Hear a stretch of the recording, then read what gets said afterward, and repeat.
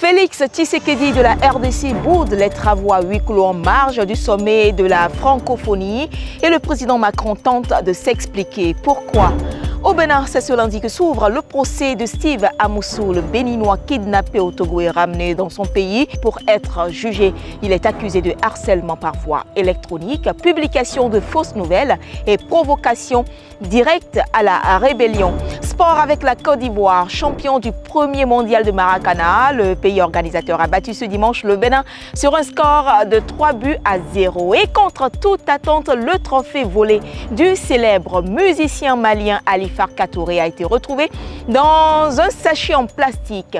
Oui, le trophée du célèbre musicien Alifar Katouré a été retrouvé par qui? Le gardien de la famille ou devant la maison familiale à Bamako. Dissimulé dans un sachet en plastique, le Grammy a été retrouvé cassé. Le fils du musicien Vieux Far Katouré, qui avait lancé un avis de recherche lors du vol, a promis réparer le précieux prix. Ce premier Grammy Award, remporté par son père en 2006, représente un symbole de la culture malienne. Trophée retrouvé au Mali, un autre remporté par la Côte d'Ivoire au palais de Treichville. C'était ce dimanche à la finale du Maracana face au Bénin. Score final 3-0. Après avoir été champion d'Afrique lors de la CAN de football, la Côte d'Ivoire obtient un autre titre de champion mondial. Les éléphants champions du monde du Maracana gagnent un montant de 80 000 $, la médaille d'or et un prestigieux trophée. Le Bénin, arrivé deuxième, reçoit 40 000 $ et la médaille d'argent, suivie du Togo qui repart avec 17 000 $, médaillé de bronze.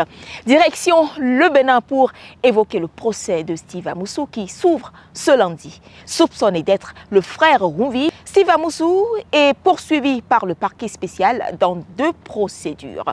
Outre des faits de publication de fausses nouvelles et de harcèlement par voie électronique, il va répondre également des accusations d'escroquerie d'un montant de 10 millions de francs CFA. Autre grand fait de l'actualité de ce week-end, le sommet de la francophonie à Paris. Plusieurs présidents africains ont manqué à l'appel, à l'exemple du président Bassirou Diomaye Faye du Sénégal, un des pays fondateurs de la francophonie.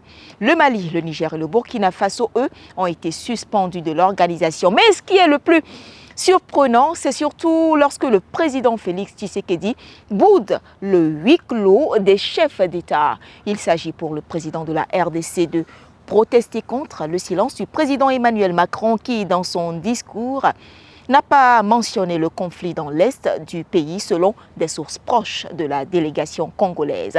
Mais Emmanuel Macron a tenté de calmer les choses et qualifie cette situation de mini-incident diplomatique.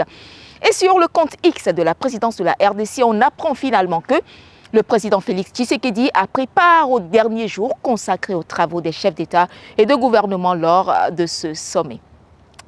La victoire du président Kais Saied à l'élection en Tunisie, la démission de l'ancien président sénégalais Macky Sall de son poste d'envoyé spécial du pacte de Paris pour les peuples et la planète ou encore la fin de la campagne au Mozambique ont par ailleurs marqué l'actualité de ce week-end en Afrique. À très bientôt pour d'autres informations sur TRT Africa français.